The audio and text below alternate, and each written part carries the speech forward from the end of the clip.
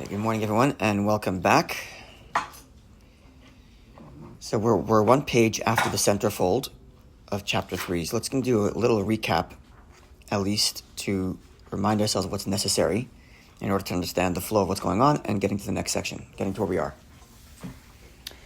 So way back at the beginning, we established this idea of, let's say,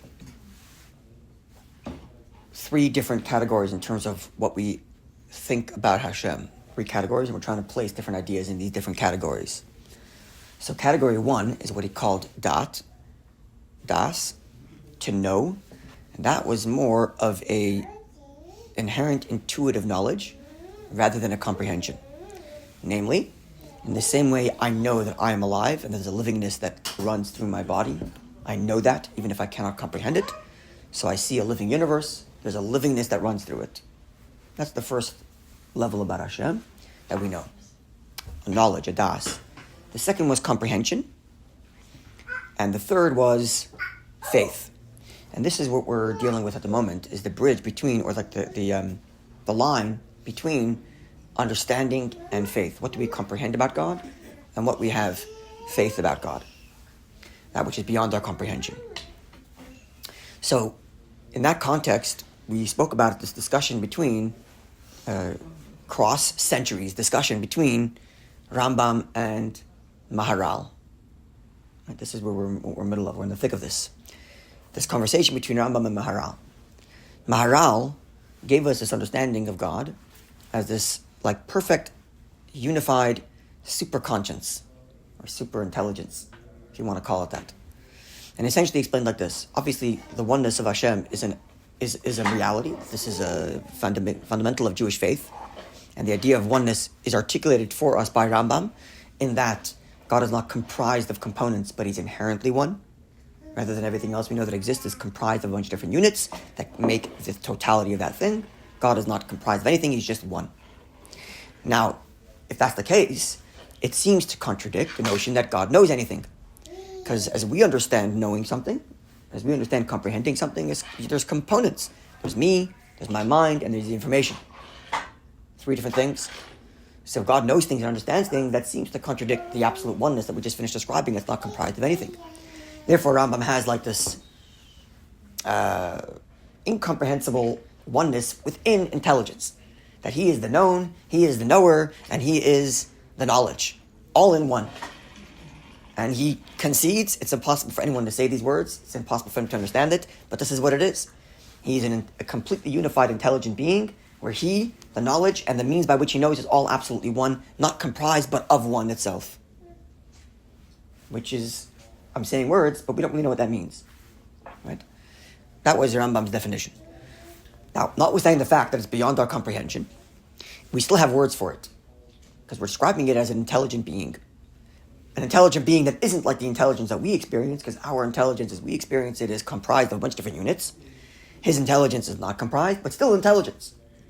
And therefore, came to Maharal centuries later and says, I reject this whole thing.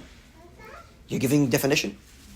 And any definition, as far as I'm concerned, is problematic. You cannot say anything about God. Completely beyond all definition. This is Maharal. But the Maharal continued and said, don't mistake this to mean that God doesn't have any attributes. That's not true. He certainly has attributes. As we say in our davening, he is wise, he is kind, he is strong, and so on and so forth. So he has attributes. Okay, so then what do I mean that he's beyond? So explain Maharal. Precisely because God is beyond any definition, rubric, or box, therefore he's not lacking for nothing. Because as soon as you say he doesn't have something, you already give a definition. You say God's beyond and therefore doesn't have intelligence. So now it's a definition, he's not intelligent. God's beyond and therefore he's not kind. Well, you just gave a definition, he's not kind. So whether it's a positive definition, he is intelligence, or whether it's a negative definition, he doesn't have intelligence, both of those Maharal will reject. He's beyond any definition, and therefore all that exists just is not lacking from him. Not that he has them, but that he's not lacking for them. This is where we left off last time. The difference between having something versus not lacking for something. We, all of us, have lots of things. We have intelligence, we have kindness, we have compassion, we have empathy, we have a whole host of things. And all of these things come together to make up who we are. That's not how God works. It's not as if, for me, if God forbid a certain component of my experience were missing, it would be a chunk of Levi missing. But that's not the case for God. It's not as if if intelligence stopped to exist, God would stop to exist, or some portion of God would stop to exist. That's not true. But at the same time, he lacks for absolutely nothing. If it exists, he has it. And not because it makes him up, but because he doesn't lack for them. Because he's beyond all definition, and being beyond all definition means any possible definition is automatically incorporated within his existence. But not that he's made up of those things. Yeah? Okay, so this is Rambam versus Maharal. Rambam giving definition as God, this perfect, one, unified intelligence. Maharal, beyond all definition, and everything that exists just comes from him, or is not lacking from him, but he has nothing to be defined by. That's where we are. And now, the Tzemach Tzedek is going to introduce us to, he's going to quote the Alter Rebbe in Shara Yichid Vamuna, which we had learned a while back, right? And now, having gone through the dispute between Maharal and Rambam, we'll have a better appreciation for what Alter Rebbe is doing, because he's really going to synthesize between the two. And that's going to give us the border of what can be understood versus what's in faith. Okay, we clear where we are? Yeah. Okay, so if you were looking at the first page after the centerfold on the right-hand side, so centerfold, turn one more page to the right, and you count on the Hebrew side 1, 2, 3, 4, 5, 6 lines down. So the fifth line said, Ad kan l'shonai, end quote, from Maharal, which described God beyond any definition. So it says Tzemach Tzedek, how right are the Maharal's words in this regard? For God's essence, or his essential self, is not in the category of being known at all, God forbid.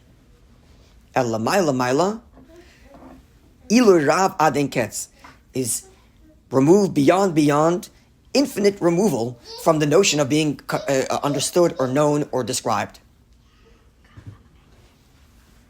And now, the Alter Rebbe is about to quote the Alter Rebbe. He doesn't say he's quoting the Alter Rebbe, but he is. Namely, V'emes, the truth is, Shedavar zeh, this notion that God's beyond comprehension, ain't koyach b'leva adam lakira el bluriyov. It's impossible for man to truly comprehend that. Obviously, that's the whole point. If it's beyond definition, you cannot comprehend it. Now, why is that? So he's going to explain the limitations of our knowledge and why it is that we are incapable of fully understanding what it means, something that's beyond us. Because there are different types of beyond. So just to explain this, and then I'll read it inside. There are different types of beyond. And I think I mentioned this last time. It's relevant to the question of humility, for example. So there are different reasons for someone to be humble. So let's just say I'm standing in front of let's say I'm trying to understand some math, or I'm trying to learn some math. I'm not very good at it, so I'm using it as an example. So I'm trying to learn some math. And so I hire this great professor, and he starts teaching me math. So he's coming down to my level, and he's going to talk to me on my level of mathematics. But obviously I understand that everything he's telling me is very little of what he actually knows. And I can hear it in his voice. But there's much more he knows he's not telling me. So I'm humbled in his presence because my knowledge is so limited, and I'm watching someone lower himself from his lofty level of mathematical understanding to my level to explain something to me. Right? So there's a humility involved there. Now this humility is a relative one, because we're both in the category of math. I'm just at the bottom and he's at the top. So we're measurably distant, and we're very far away, and therefore I'm humbled by him. Right? That would be if we're in the same category. Right? But then there is a whole other kind of humility, which is you're humble before something that's inherently beyond you. It's not that it's greater than me or has much more of what I have. So I have grade 1 math, and he has, professor of university level math, whatever it is. But there's a line to be drawn from grade 1 to the professor in university. There's a line to be drawn. It's a very long one, and it takes years to go through, but there's a line to be drawn. So there's a relative ratio to my humility.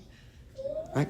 But when you're speaking of that which is beyond the categories of what you're talking about, then the humility is not relative to how much greater it is than me. It's an inherent humility because no matter how great I get, I'm never going to get closer. It's inherent to beyond anything, right? So this is like an animal's humility before human.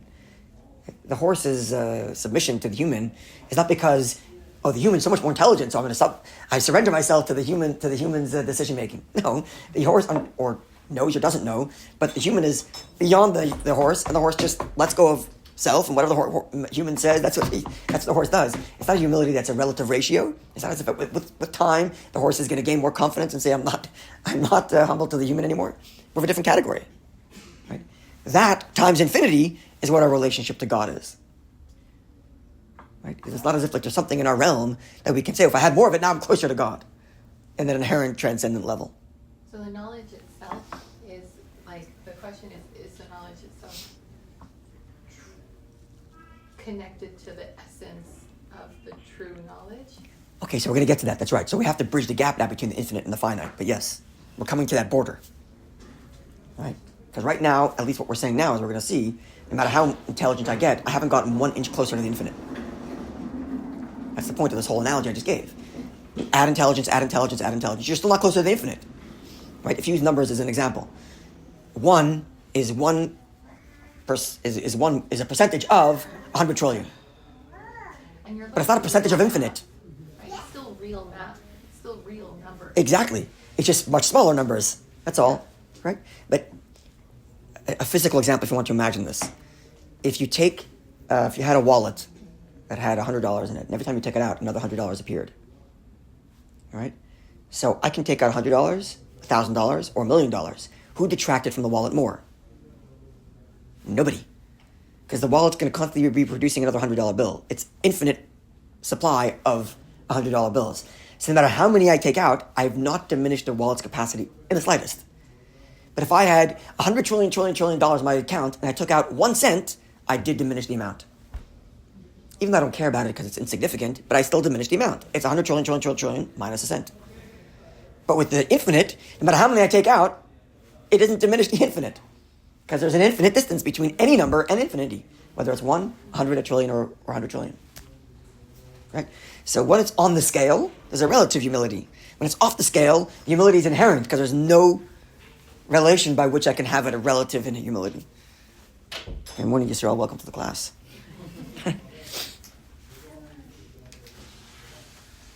Okay, so let's see now how the Alter Rebbe says that.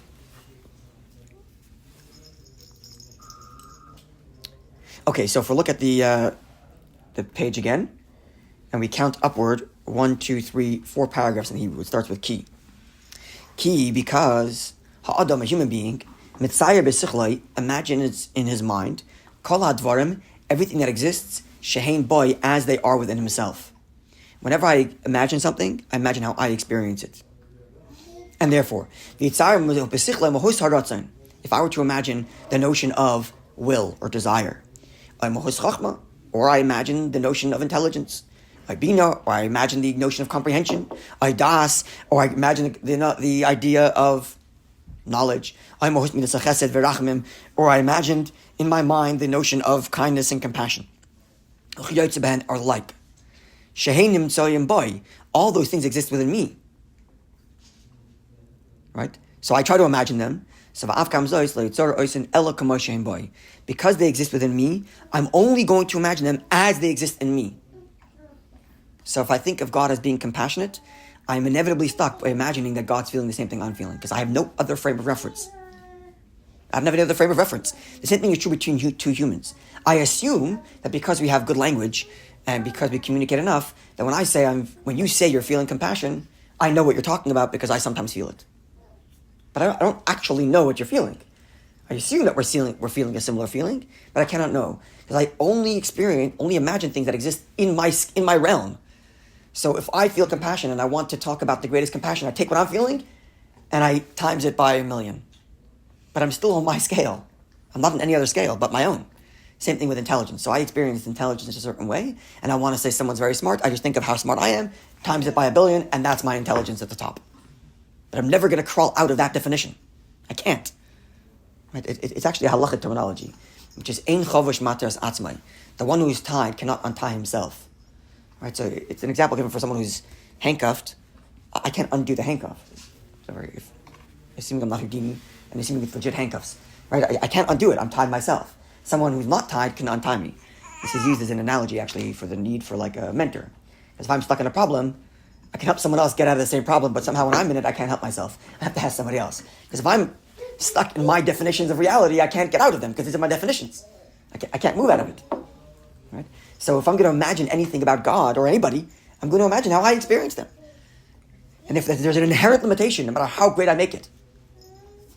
That's the point he's saying here. And he continues now, the last paragraph on the page there. And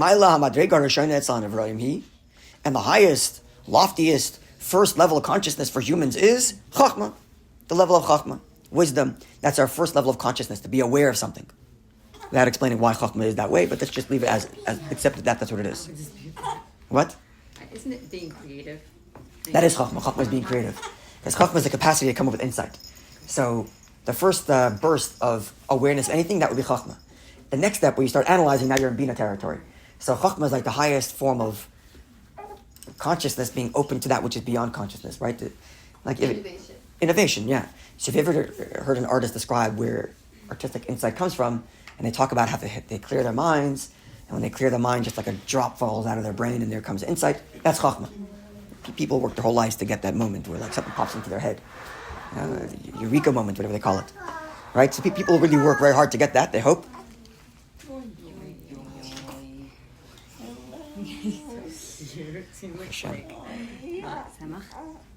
No, the one with, right, not the... Hishke.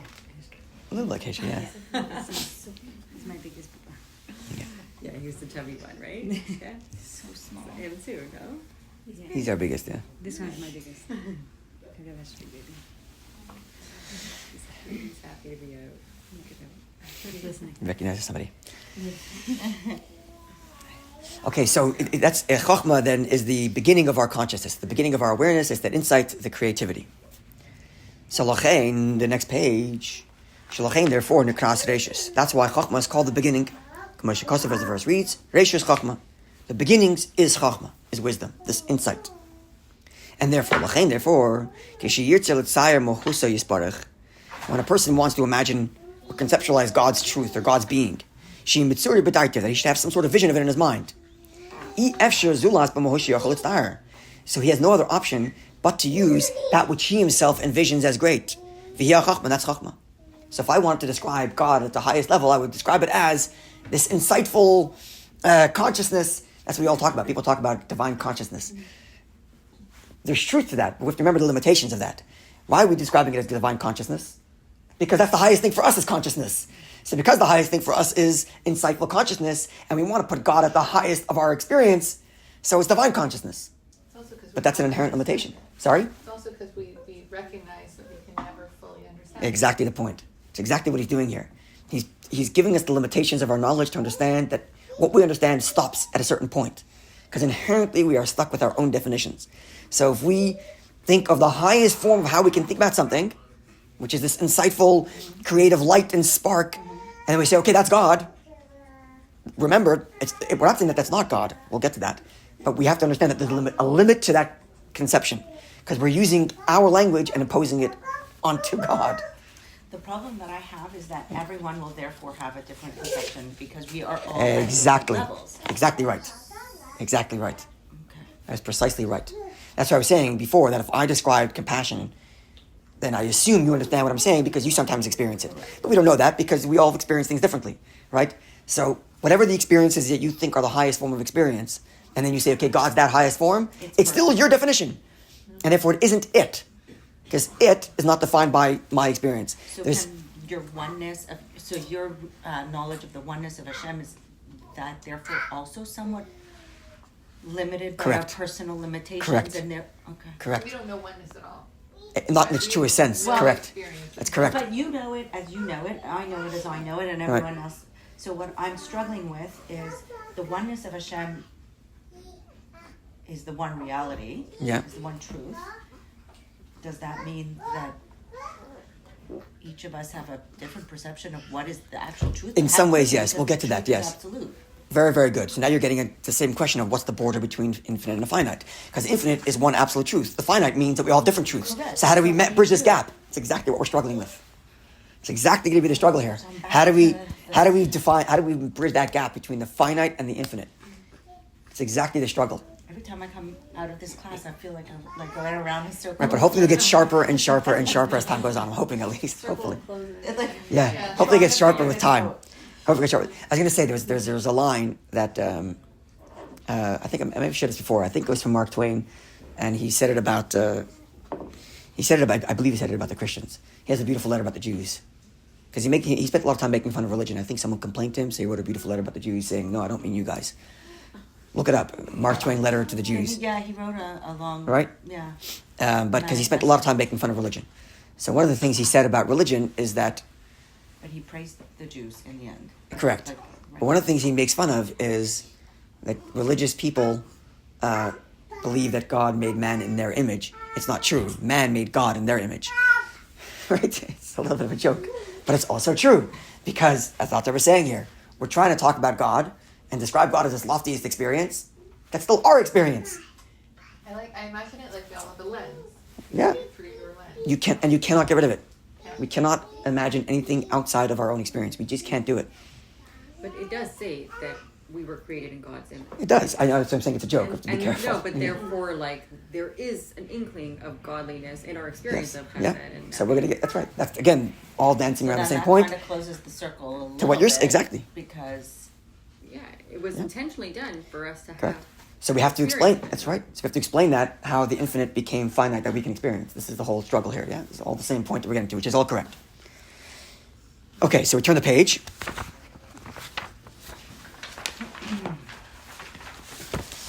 So, because again, for us, intelligence and consciousness is the highest form, and therefore when we want to describe God, we describe God as a super consciousness. Ella, but because we understand that God is absolutely one, therefore we'll have to say that God's intelligence matches that oneness, and therefore we'll say what Rambam said: Sheyomar Shua Madavo Yadua, that He is the knower and the known and is all one, etc. So in other words, the Alter is telling us, or Tzemach Tzedek's telling us, that when Rambam describes God as this absolute oneness and intelligence, he's coming from below to above. So he's starting from human experience, and the human experience, the height is intelligence, or consciousness, and therefore we're going to say, okay, so God is the highest perfect form of that, without compromising His oneness, and therefore His intelligence is of an absolute oneness. That, even though we don't understand what that absolute oneness is, but at least we could say something about it that is consciousness. We have some relative relation to it. Right? Clear? So even this too, this super consciousness that's absolutely one, we cannot imagine. Because again, if we're going to describe consciousness, we're only going to describe it the way we experience it. And we experience consciousness in plurality, not in singularity.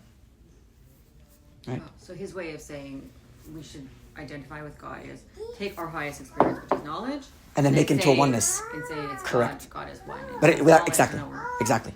So take the highest form of like our experience consciousness, and then that's God is that in its perfect, uncompromised one state.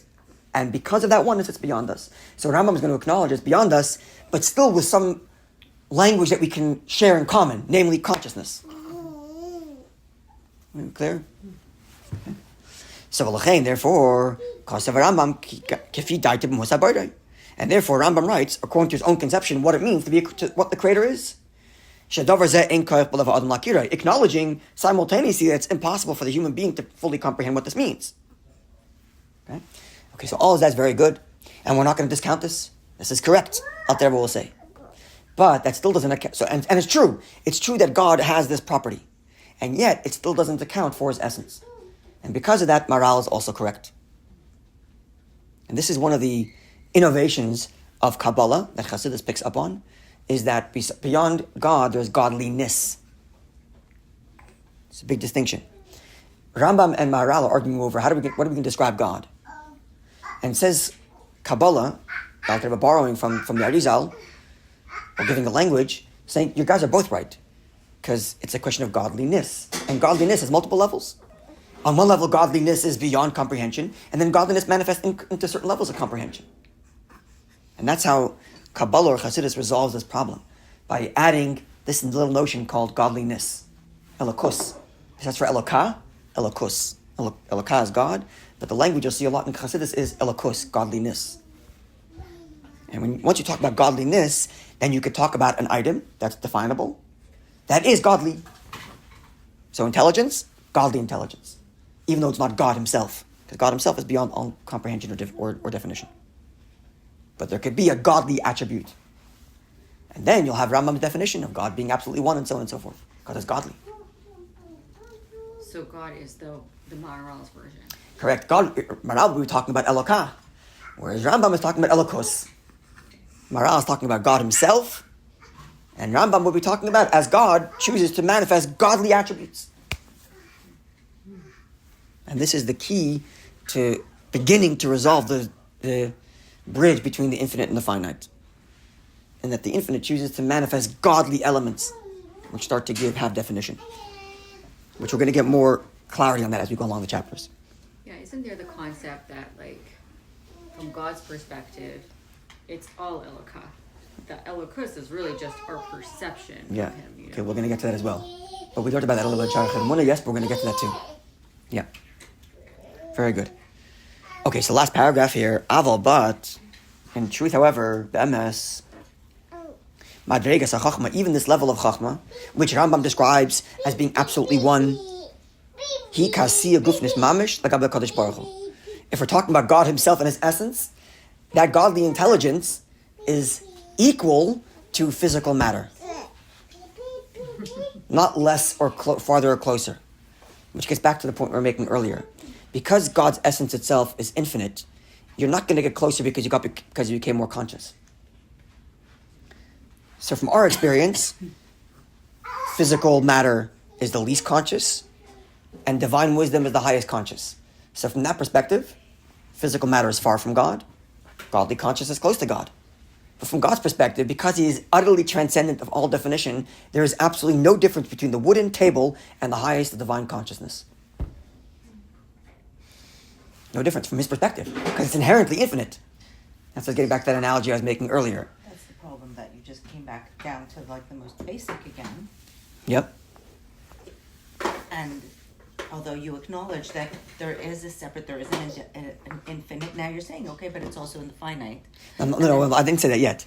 Be careful of that. I'm not going to say it yet. What I'm saying is that comparable to the infinite essence, one is not closer or farther. Okay. Because infinite is equally distant from all. That's the nature of infinite. Okay. That's it. So even though we're describing God as per Rambam we're describing a godly experience, that we'll say, as per Rambam, that it's this highest level of consciousness, which is absolutely one within itself and so on and so forth. But that definition, relative to the infinite essence, is just as close or as far as this physical matter is. Because once you give definition, you're no longer infinite, you're infinitely distant and infinitely close for that matter. Right, but within this world... In this world, this is closer, that's farther.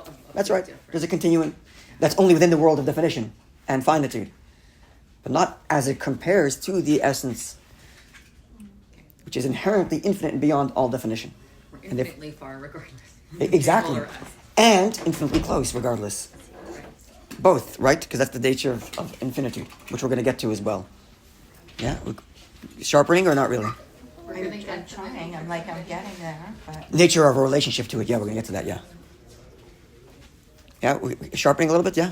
It's getting there, but like Getting there. every time we go up and then we're still going coming back, yes. down, and then we're going back, like, Yeah. so to me maybe it's because I'm not used to... The language. like, We're going to give actually very, very clear parameters in just a minute. It's not set... The way he writes is not like a typical essay form. It's more like dialogue, and he goes... It's a little bit like the Sikha, you know, like it goes different Back and forth? ideas, and then in the end they tie it all together. So, funnily enough, of all Chassidus, this is the most thesis form, Oh, yeah. rather than other memoirs, which are really just ebb and flow. Yeah. Like, he's not going to take you pages and pages for one idea. Idea, next idea, compared, resolution. Whereas other Hasidic discourses can go from pages and pages on one idea, and then 2 minutes later, pages and pages on a different idea. Yeah, but like Anyway. here he goes back and forth. He's Yeah. flipping back and forth, so you kind of have to follow the logic. Yeah, that's right. If you're used to our rabbis, it's much clearer, it's much more like... There's a certain similarity from here to there, actually, in that way. I mean, okay, so last paragraph here. But the truth is, Madregas HaChachma, the level of consciousness, chachma, this highest level, he kiasiya gufnis, is equal to physical matter or action. Mamish, literally, lagabe HaKadosh Baruch Hu, if we're comparing it to the infinite essence of Hashem himself. Shahu, because he is, top of the next page, Kadosh Umuvdal, entirely and utterly removed, transcendent, and sanctified. Upashit betachlis hapshitus. These are hard words to translate. So they translate it here as simple in the ultimate simplicity. Simple doesn't mean here simple as in... No, but they're talking about the simple oneness. Exactly. Not simple in contrast to... There's nothing else beyond. Not simple in contrast to intelligent, but simple in contrast to complexity. Correct. It's absolute, singular in its absolute nature. Also, there's no definition. No right? definition. And there's no parts. Correct. So it's simple, you know. Which is Exactly. why it's simply... It just is. And that's exactly the next word he says. And it's impossible to be imagined or envisioned in the human mind so long as the person's alive. Because this idea of pure simplicity is something that does not exist within me, as mentioned above. And I can only imagine that which exists within me. And non-complexity doesn't exist in my reality. Everything I know of is complex, made up of parts, and has definitions. I cannot, therefore, imagine something which is non-definition. Another way of thinking about this is, you cannot think of nothing. We cannot think of nothing. It doesn't exist. We can't. Close your eyes, imagine nothing. You're imagining big black space. That's not nothing. That's space, that's big, and that's black. It's not nothing. We cannot imagine nothing because it doesn't exist. Right? So we can only imagine that which, when there's a principle in physics that matter cannot be created nor destroyed, right? Mm-hmm. That's not just true of matter, it's true of imagination also. You cannot imagine that which doesn't exist. You just can't do it. So imagine a monster. Take a spider, take big, attach the two, and now you have a monster. That's not something new. You took big, which already exists. You took spider, which already exists, and you blew it up, and you just combine the two. So you get a little more creative. You take spider plus lion plus elephant plus big. Whatever. But you still only took things that already exist, put them together, and now you have created something new. That's not a real creation. That's just a composite of a bunch of things that already exist. Because we cannot envision that which doesn't exist in our reality. We just can't do it. And because nothing doesn't exist, we can't imagine it. So non-complexity, simplicity in its utmost absolute simplicity with no definition is not something we can imagine. Because by definition, it has no definition. How do we imagine it? We can't do it. It's a baby's experience, It's the closest. Potential, it's like a blank. It's certainly the closest because it has no definitions yet. Yeah. Right? It's the closest thing. He's working very hard to find them, right? He's pulling his hands out, looking, trying to focus his eyes. That's what he's doing. Okay. So now brings Tzemach back to the beginning. He asked at the beginning about the mitzvah. Is the mitzvah to know God or to have faith in God? And what do I know? What do I understand? So now he's going to bring it back to that. So now we're going to have this will end it, it'll end a little neater for us. It'll make it a little neat. Now, al inyan zeh, of this notion, that God is beyond definition, hu shenayfel lashon emunah. Of this we say emunah, faith. Which brings us back to a very important point I think I mentioned before, that faith is sometimes misinterpreted to mean, okay, you don't understand, shut your brain off and have faith. That's not correct. Faith is to know and understand the limitations of what it means to understand, and then accept and understand that there's that which is beyond. I think you're describing emunah pshuta, then, which is not just close your eyes and have faith. Exactly. No, it's not. Just an emunah pshuta that comes from within, knowing that there's an infinite... That there's that which is beyond, right? Which means, even as I add in my intelligence, it doesn't shake my emunah. It'll strengthen it. Because even as I understand more, so the more I understand, the more I realize, oh, that's very limited. And the more I understand, oh, that's very limited. So it's beyond that too. Yeah. So emunah is actually bolstered by what I understand. Because the more I understand, the more can I appreciate that what I'm having faith in is beyond my understanding. So which is why he gave us the inherent problem of intelligence. That the inherent problem of intelligence is, it's locked to my version of intelligence.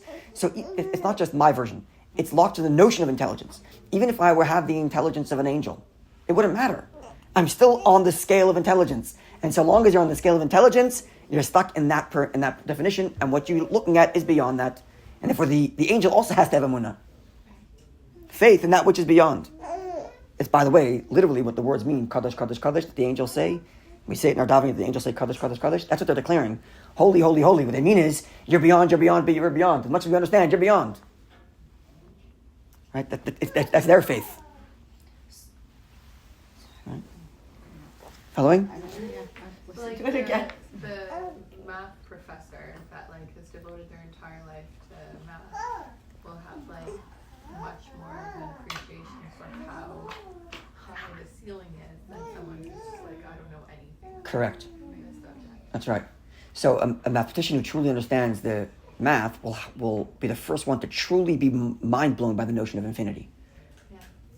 which exists in math as an inherent problem. It exists in math. Like, for example, you can take the space between my two hands and divide it in half. Okay, now take that space, divide it in half again, divide it in half again, divide it in half. You can infinitely divide space in half. This is a truth in halacha also, by the way. The idea of dividing things in half. So if you can infinitely divide things in half, so there's infinite halves between 1 inch of space, and there's infinite halves between a mile of space. So is there more infinity in a mile or less infinity? How does that work?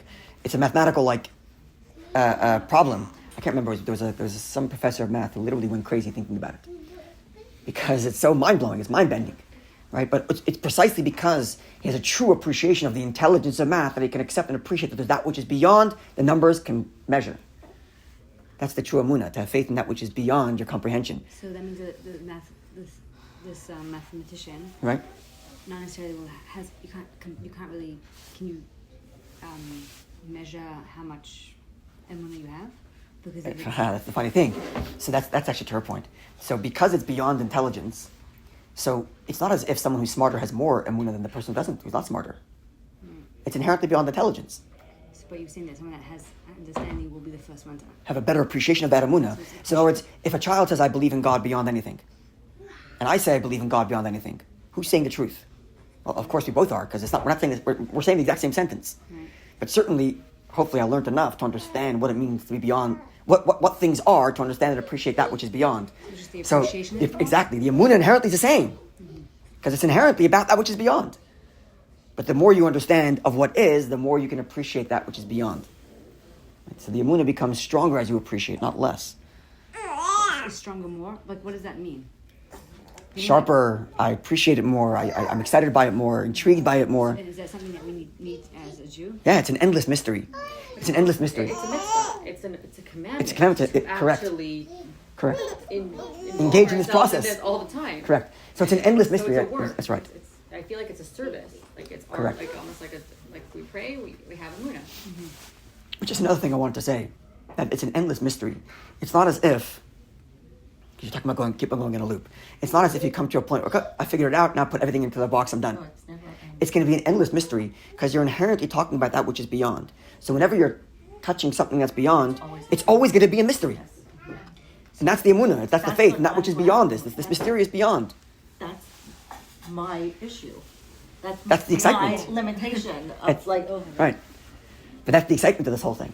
Yeah, but as we grow, the emunah has to grow. Exactly too. right. I understand. I like, Exactly. It gets much more mature. I guess I'm That's right. just used to putting things in a box and like Right. the limits and So then there's that, and then there's that which is outside of that. And that's Right. the emunah here we're talking about. Okay, so let's see his words. But you can make the box bigger. That's right, you make the box bigger, but the emunah still remains outside of it. you can make it bigger, but it doesn't matter how big you make it. 'Cause the emunah is gonna still be beyond. There's always something outside that limit. Correct. that- Now we're getting it, that's right. Okay, so let's see it again. Vihine, now at the middle of the page there. So I want to finish this chapter, and God willing, next week we'll begin chapter 4. Of this matter, the language emunah, faith, belongs. Lahamin b'hu mahosei yisbarach. To have faith and believe in that essence. Shuram v'nisa, that is exalted, elevated, revavis madregas, infinite levels, aden kate to no end, mipchinas geder chachma, beyond the whole notion of consciousness. Shia Mailar Shana ben Ephraim, which for us, consciousness is the highest form of existence. Hagam shelo yuchol etzar mohosei b'daitei, even though I cannot imagine this in my own mind, because again, it doesn't exist for me. El lahaman emunah shlema, but to believe with complete faith, kavua v'chaluta b'lev, that is wedged and firmly established in my heart, shekain hu, this is the way it is. God is beyond any definition whatsoever. of this, the verse says, I am God your Lord. Meaning, Anoichi, so translates the word. Anoichi Hashem Elokecha, I am God your Lord. Starting off with the word I am. Namely, Anoichi Misha Anoichi. I am who I am. And just accept it. I am who I am. That's it. Nothing else to say. And then you're coming back to the Emunah Pshuta. Correct. Shehu Mohusev Atzmusai, this is God's essence, the less Machshava Tfisa Bey, there is no thought that can possibly grasp it. Lahakar Mahu, to recognize what it is, Elahu Bulvan, only He alone understands this. Daila Maven, this should be enough for you to understand. He Hanetze B'Tzivya Amana. And this is the intention in the mitzvah of faith, as opposed to the mitzvah of knowing or the mitzvah of understanding. Right? So now we have three. Sorry? Would you say that a child, I'm talking about a simple child that grows and has a Emunah Pshuta is the same within the context of same as the Emunah Pshuta of Correct. So here's the challenge. Because what happens is the elder, intelligent person can ruin their Emunah by saying, I figured it out. Which is what he's warning us against doing. Don't ruin your Emunah by thinking that you figured it out. Cheapening it. Yeah. Take the fact that you figured it out to understand that your Emunah is beyond that. Correct. Instead of ruining it by assuming that I figured it out and put it into a box. There's no figuring it out. No, that doesn't exist. Right? So which brings us back to what we started with, these three categories. There's the intuitive knowledge, the das of Hashem as the livingness of all existence. There's my comprehension of God as a super consciousness, as a super kindness, which we're going to elaborate more in the future chapters, what that means, as the perfect kindness, the perfect intelligence, and the perfect compassion, all those things we know about God in the absolute oneness as Rambam describes it. That's what we understand about God, even though inherently there's a problem because we don't have the oneness that He has, but still there's some language. That's what we understand, that's the Bina. And then there's the Emunah in Hashem, which is to acknowledge and appreciate that all of these things we understand are all limited by our perception. And therefore, whatever it is we think we have about God, He's beyond that too. Das, Bina, and Emunah. Intuitively knowing God's presence in reality, our comprehension of Hashem, and then our faith in that which is even beyond that. Just backtracking, is he going with Mara or Rambam? He's saying both. He's consolidated. Yes, he can not merge, but consolidated the two and gave them each their due. So, in that it's true that God is beyond all definition, and it's simultaneously true that God invests Himself in these perfect definitions. They're both right. Correct. And only when describing Hashem that you can have contrasting opinions that are both right. Correct. Which is why this. That's the innovation of this notion of godliness, that everything now becomes relative. This is a famous line that one of the great teachers of Chassidus, Rabbi Khan, used to say, it depends what you're talking about. And relative to what are you speaking? And in relation to what? That will tell you where you're standing. It's, right? Because it's like I think it's a dynamic, it's the word dynamic. It's a living organism. It's constantly moving. Right? So no matter how much you probe, there's always something else to probe. And there's always something else to probe. So relative to what are you speaking? So relative to the finite existence of reality, perfect oneness and intelligence and consciousness is the highest you can think of. But relative to the absolute truth, that's it. That's definition. I'm always going to have my lens. You're always going to have your lens, and that's the emunah, to recognize that and to see and to have faith in that which is beyond. But Hashem created us, each of us, with that lens. Correct? Yes, which we will get to. Promise you, we'll get to. But yes, because it's right now we're getting to the meeting point of the finite and the infinite. Because right? We are limited because He created us in this That's way. correct. And therefore, our struggle to know Him, we can't know. Is absolutely legit. Our struggle to know Him is absolutely legitimate. Is I think what you were trying to say. It's legitimate. It's real. But it's real and it's perplexing. Absolutely. Endlessly mysterious. Okay, so God willing, next week we'll look at chapter 4. But I think maybe that's my problem. I'm too used to figuring things out. Yeah. To enjoy the mystery a little bit. So he's saying, go to the absolute I edge just of feel like I'm not Chachma, smart. Yeah. and then tell yourself It's beyond I that can only too. connect through a movie. Yeah. Correct. Because everything else in the world is that There's that capable of figuring finite, out. That's like correct. if I want to sit and understand astrophysics, Probably okay. hard enough. By the way, I tried reading the first page of an astrophysics textbook, and I think I read it about 8 times before I went, so I think it means, but if you struggle, you learn it. That's right. Because it's on the spectrum of your Because intelligence. Yeah. It's a question of moving on. It's beyond my intent. I promise you, it was the introduction or Right. preface to the textbook, and I was like, okay, like I Okay, get- so you have the introduction right? to the introduction, but it's still on Right. it's on the scale. It's on this, what have you. And here, It's inherently beyond the scale. this is inherently beyond the scale. However, you cannot question the simple emuna Correct. that I know I have, I feel, That's and correct. permeates That's right. in. That's the beauty of this. That's correct. It's always there Whereas and endlessly astrophysics, mysterious. You cannot. I can't. Right. And I just know that I don't know. But with emuna, which I know that I don't know the limits and the infinite, but You absolutely for know it's sure. there. Correct. Yeah. That's the beauty of it. Interesting. Precisely. I feel That's like right. that's connecting to our neshama. So in other words, because it's infinitely beyond us, therefore it's also infinitely close. Right? Because it's infinite. Because Yeah. exactly. Infinite, right. It's infinitely beyond us and therefore infinitely close. Yeah. Not like intelligence where, okay, how close am I? Am I 100 to a million? Am I 100 to a billion? Or am I 1 to 100 trillion? So there's a distance that I have to measure between me and it. Whereas over here, there's no distance to be measured. Because I'm equally infinitely far and therefore infinitely also present. Why not? It's infinite. It's not any less present than it is not present. Right? But only by virtue of us also being a part of God. That only Okay, works yeah, because we have it within us, right? Like we're kind of connecting. The reason we're able to do it is because we're connecting to something within that we know is there. Yeah, that's correct. Yeah, which we're going to get to also. All this is going to come up. Very good. Would I have been better, like, to take a Tanya class separately from someone to understand the basics in order to be able to understand this better? Because I think you're doing a good job. You're doing great. You're doing a good job. You're doing great. I just feel I'm walking out of here We're like, all lost. No, I no, guess no, that's- no one's getting it more than you. Yeah. Okay. no, like that. Like, I feel like that. All right, everybody, have a great day. Thank you.